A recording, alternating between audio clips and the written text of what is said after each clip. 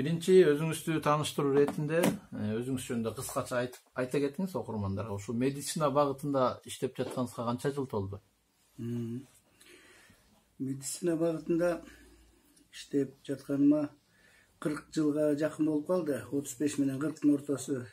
Биринчи медучилищени бүтүп 77-жылы медучилищага тапшырып, анан 82-жылы бүттүм. Ортосунда армияга барып келип, 82-жылы ошол медучилищени с отличием бүтүп, анан ошол бир экзамен тапшырып, ошол илгери ушундай болчу.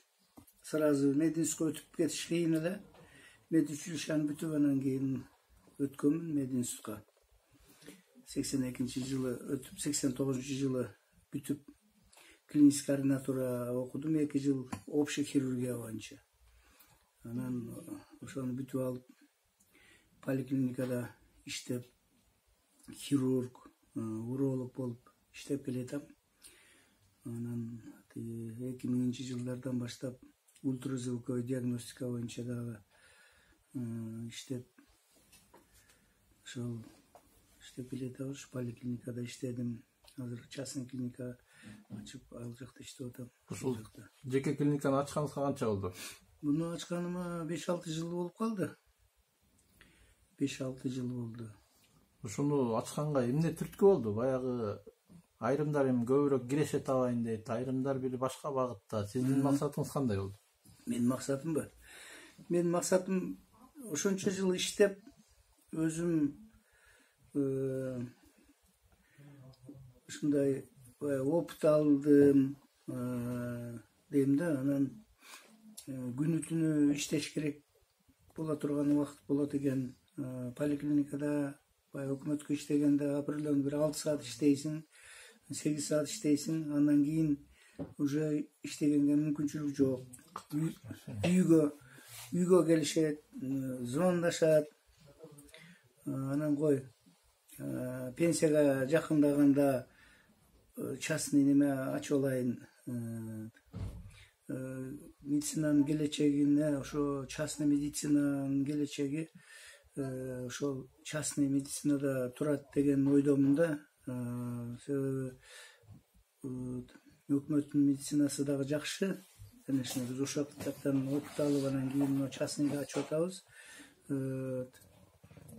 Баягы частный медицинаны ачканын себеби ошол болуп калды. Ошол элге жардам берейин, күнгө түнгө карабай деп. Анан берки башка бала чакамда багалык, частный медицинада эми өкмөттүкүндөй зарплатага отура бергенде дагы алыс бара албайт экенсиң. Ошол жагын дагы эске алдым. Ошон үчүн ачтым. Ушул 5-6 жылдан бери ийгилиги кандай болду? Себеби бизде Борбор шаарда, өзгөчө Борбор шаарда, Бишкекте жеке медициналык клиниканы ачкандар акыркы жылдар абдан көп болуп кетти да. Бул жер эми атаандаштык, сапат маселеси деген бар да. Ийгилиги кандай болуп атат? Эми ийгилиги жакшы эле, себеби мен өзүм мурда иштеген 25 жылдан ашык иштеген поликлиниканын жанында иштеп атканым үчүн элдер көбү тааныйт. Ошол мурдагыдай эле кайрылышып атат. Ошол жагы башка жака ачсам мүмкүн мен анчалык билбестир эле. Ушул жерде ачканым үчүн 25 жылдан бери хирург болуп иштеп жүрүп, уролог болуп иштеп, ультразвуковой диагностикада иштеп, элге неме болуп калган экенмин. Аны артыман издеп келишип турушат, издеп.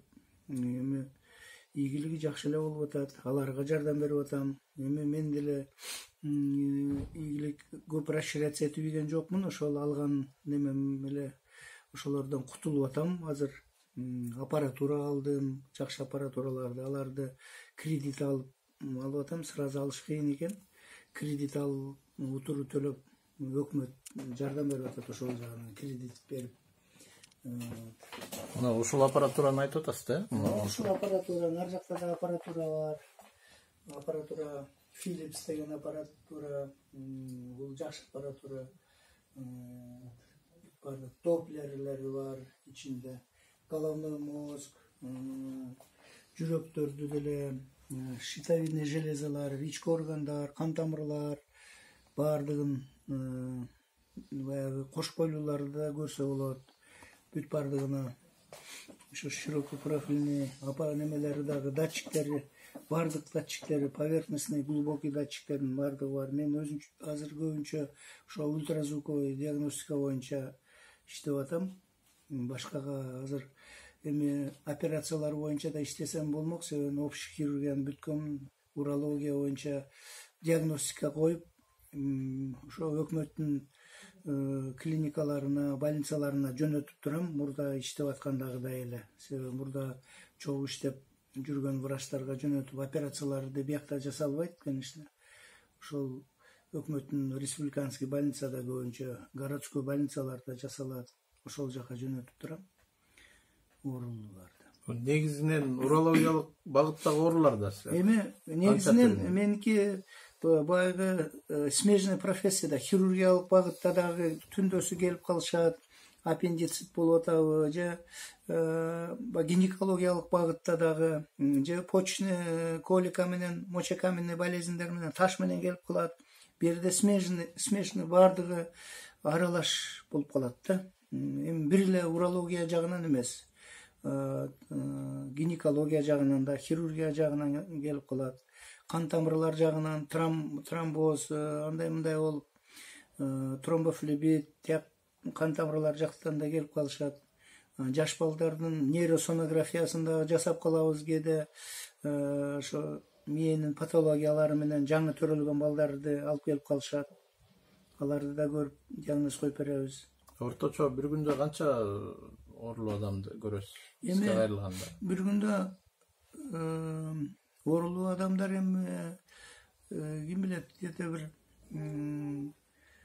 15-20 адам келет. Келбей калды дегенде эле 15-20 адам келет. Анан эми кайта келишет, анализ тапшырып келет, кайра келип 3-4 жолу келет бир адам. Лечение назначить эткенге, анализ алганга, лечение бүткөндөн кийин дагы келет. Ошо жакшы болуп кетиш үчүн 3-4 жолу келиш керек да, больной 3-4 жолу келет. Эми общий количествосын эсептеп неме кыла албадым. Анын үчүн статистика бар бизде. Өкмөткө баардык налогторун төлөп, соцфонддорун төлөп, лицензиялардын баардыгын алып иштеп атабыз.